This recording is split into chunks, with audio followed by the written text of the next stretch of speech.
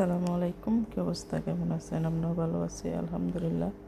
আজকে এই কচু রান্না করবো। কে কীভাবে খান জানি না, কিন্তু আমি এভাবে রান্না করতেছি। দেখেন, কচুটা প্রথমে ছুলে নিয়েছি, প্রথমে ছিলে তারপর ভালো করে ছিলতেছি। যেহেতু কচুটা এক সপ্তাহ না, 4-5 দিন হয়েছে নিয়ে আসলাম।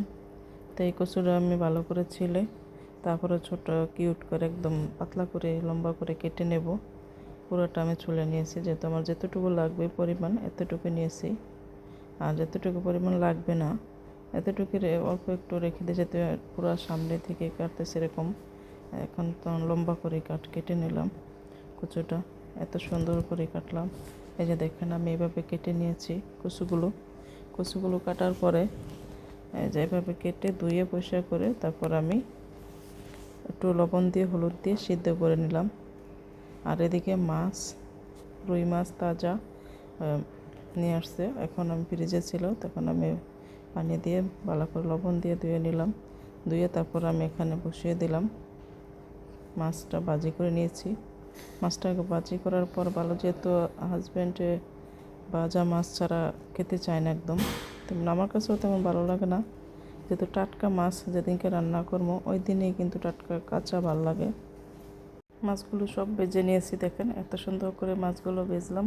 যেই পাতিলে মাছ ভাজবো ওই পাতিলে কিন্তু রান্না করলে টেস্ট হয়, যেহেতু তেল আর কড়াইটা গরম হয় বেশি। তেল দিয়ে মাছ ভাজলে ওই তেল দিয়ে রান্না করলে। আর এদিকে আমি পেঁয়াজটা চুলে নিলাম।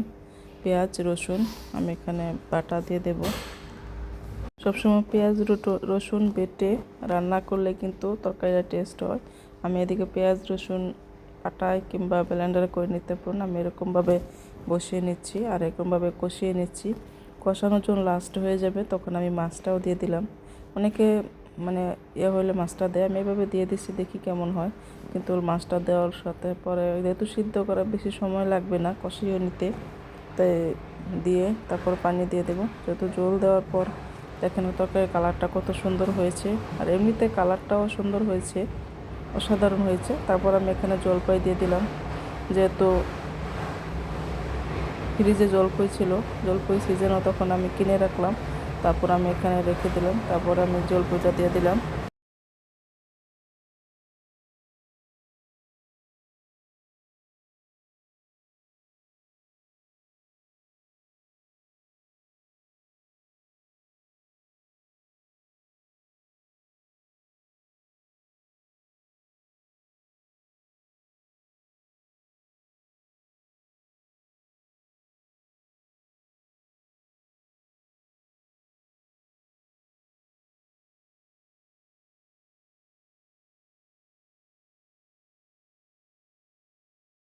তাই আপনারা চেষ্টা করবেন এভাবে রান্না করার জন্য।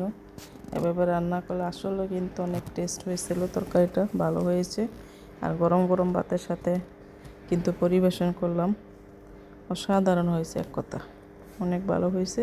সবাই ভালো থাকবেন। আল্লাহ হাফেজ।